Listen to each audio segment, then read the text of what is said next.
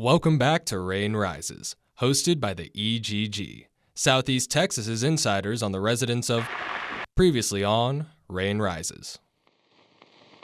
Outside of the book's questionable construction, the book was spotless, despite its apparent age. The title was gibberish to her, probably in one of many languages she didn't recognize, which was all except English. This thing is so gross looking. What the hell? She picked up a familiar book with unevenly dyed leather and unintelligible words.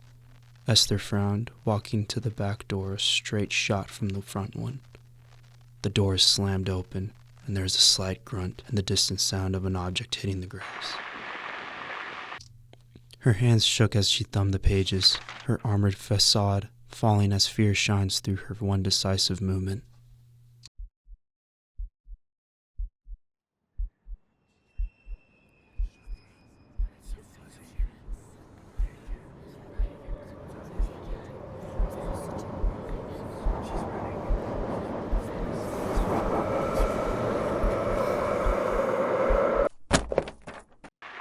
Enjoy today's episode.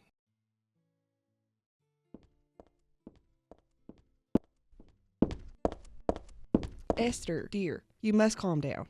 What do you mean this book is haunted? Dear, please tell your daughter that she's speaking nonsense. Your mother's right still. There ain't anything wrong with this book. Nothing at all, sweet pea. You probably just had a nightmare. It's late. Now get on to bed.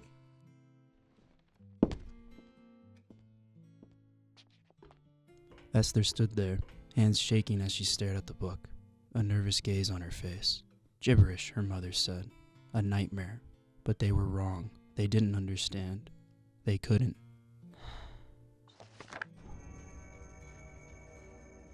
She turned the book over her hand, fingers squeezing the flesh like leather as the sounds from the hour before returned to her mind.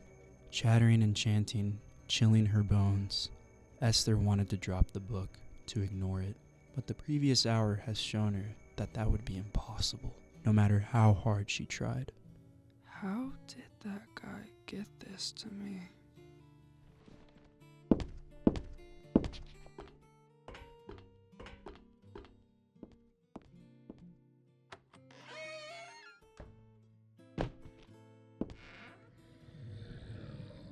The night would be long, with wind rattling the rafters and branches hitting her window.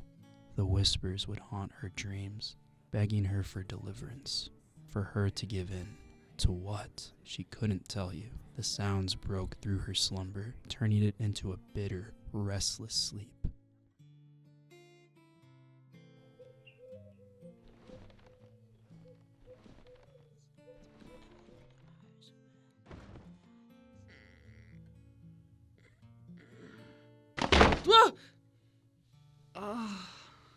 Oh, Jesus Christ.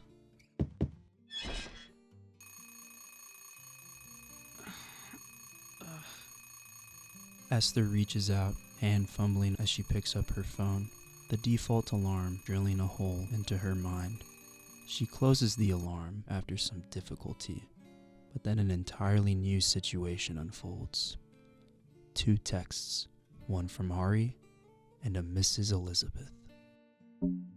Miss Elizabeth, the store's closed today. Are you sure? Yes, something broke in and messed up the back room. Busted the locks and all. Nothing is missing, though. Esther's eyes peer over at the book, sitting calmly on her bed. She could ignore it. She could ignore it all. She wanted to, but the chill settling into her spine wasn't subtle. Well, how long will it be closed? You know I'm... Yes, saving a move. It'll be closed about a week. A week? How bad was the damage? A lot of books were destroyed. And again, the lock. But largely everything seems well. Anyway, I'm going to the farmer's market this afternoon if you'd like to come along. Thank you for the invite, but Ari texted me, so I'll see if she wants to do something. Well, if you're sure. I am. Thank you, Miss... The hair on the back of her neck stands up as she hears her door creak open. I'm heading on out. Sorry to interrupt.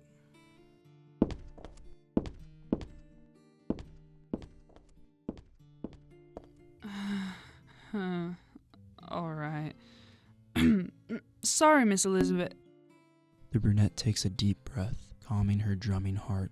She sighs heavily outwards, continuing to evenly breathe to try to keep her soul from leaping out of her throat.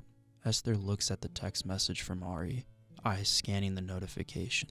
Let's go to the cafe on the outskirts of town today. Saw the shop was closed? Was just about to ask you to do something myself. Haha. See you soon? Question mark. And send. Not seconds after the message was sent, Ari responded, "See you soon for some brunch." Alright. I wonder if Ari would believe me. Yeah, right? No? Maybe? I feel like I'll be either laughed at or sent to the loony bin. Esther continued to mumble to herself as she got dressed, giving occasional sideward glances to the book on the messy bed. I hope she listens.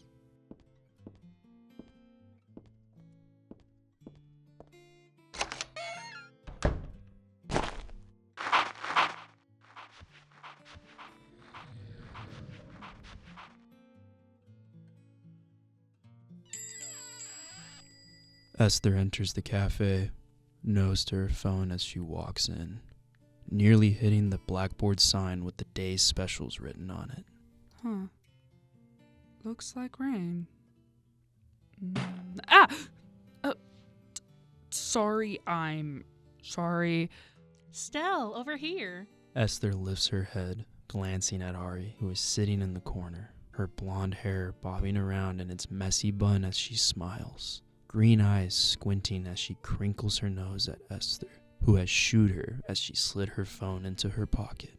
Sorry, The brunette walks up to the counter, mumbling an apology as she looks over the menu, despite getting the same thing every time. Can I get a blueberry muffin and a glass of sweet tea? Yes. Will that be all? Esther looks over at Ari before nodding. Yes, that'll be it. That'll be $5.67. Cash or card? Cash. Esther fumbles with her wallet, the leather catching on the stretchy material of her shorts. She frowns slightly, adjusting her position and moving her bag further over her shoulder as she finally frees her wallet and pulls it out of her pocket. Sorry again. Keep the change. That was a fiasco. The employee bites back a slight smile, lips pressing into a thin line. He seems quite amused at the situation, despite being noticeably older.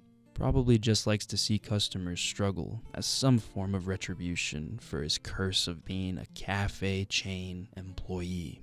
It'll be ready soon. A new batch of muffins is being made. We'll bring it with your drink to your table. Oh. Thank you? Esther gives a slight nod, almost slightly bowing at the employee before going over to join Ari.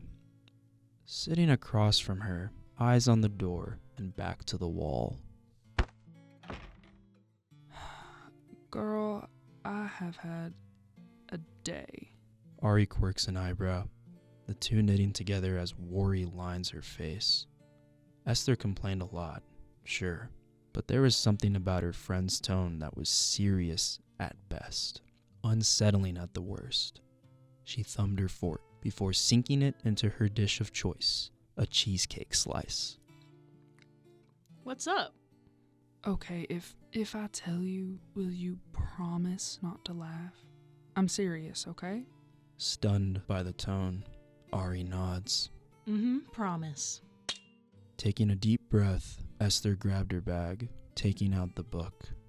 Of course, she knew that she hadn't put it in there, but to her lack of surprise, it was nestled there between her sketchbook and random items.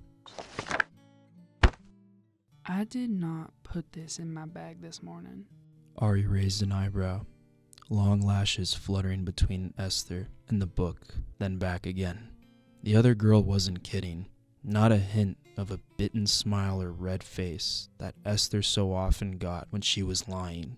If anything, the look on Esther's face was enough to chill her bones. Esther was serious. Well, are you sure? Her green eyes peered at the book. A disgusting thing, looking like it was made of some kind of skin that was stained in an attempt to hide its grotesque nature. Okay then, how did you get it? Esther gazes at her a moment before sighing in relief, sliding the book back into her bag. The whispering was beginning to invade her thoughts now, only growing worse when she stared at the accursed thing. Yesterday, a bit before you called me. Well, I wonder if the book was given to me on purpose. I doubt it. The antique store probably just seemed to be the best course of action. Then again, you have plenty of enemies, like me. Ha ha. Very funny, Ari. I'm serious. All day today, everything's been off. The book, the sounds, the everything. Something's haunted. Stella, you know I love you, I do. And I believe you. You're not the kind of person to lie about this, but seriously, you're overthinking it. It's nearly October. Maybe the spooky season is just catching up. I'm going. If you won't believe me, then I won't give a damn anymore. Stella, wait, I believe. Hey, wait, don't forget your tea in your mouth. Before the worker can finish speaking, Esther shoves past and leaves the cafe, having been there for barely any time at all. He slowly sets down the muffin and beverage, which Ari stares at and sighs before stabbing her slice of cheesecake with her fork. Just leave it here. She'll come back.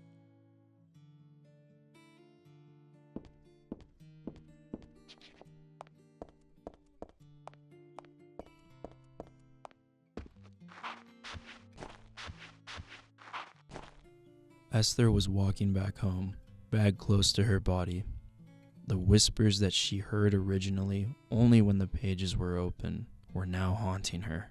Every step, every thought, she was accompanied by whispers that she couldn't understand. Well, fucking, why did I run out? I feel so fucking stupid. I should go back. No. I shouldn't. It's probably already left. Why did I do that?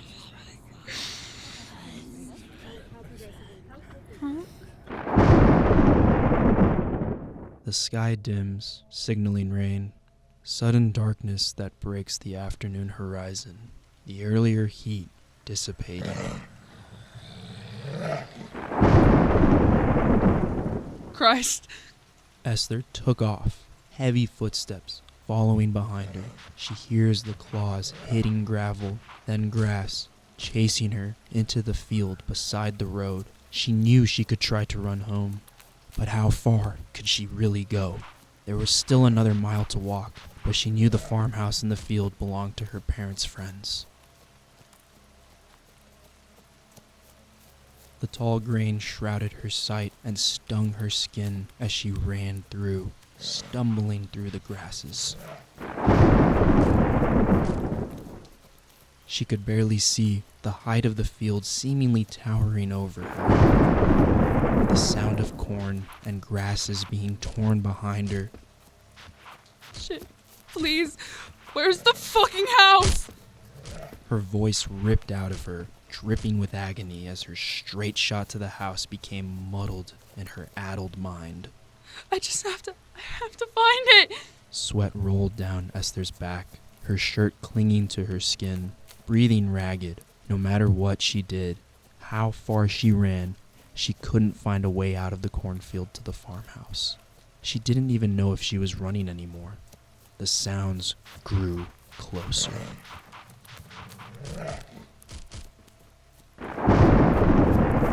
The end drew near. Fuck.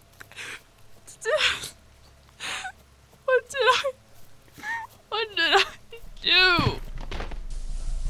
Please. God, I'm sorry.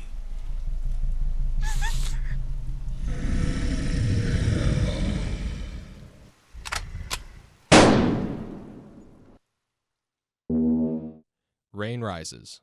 Transmission ended.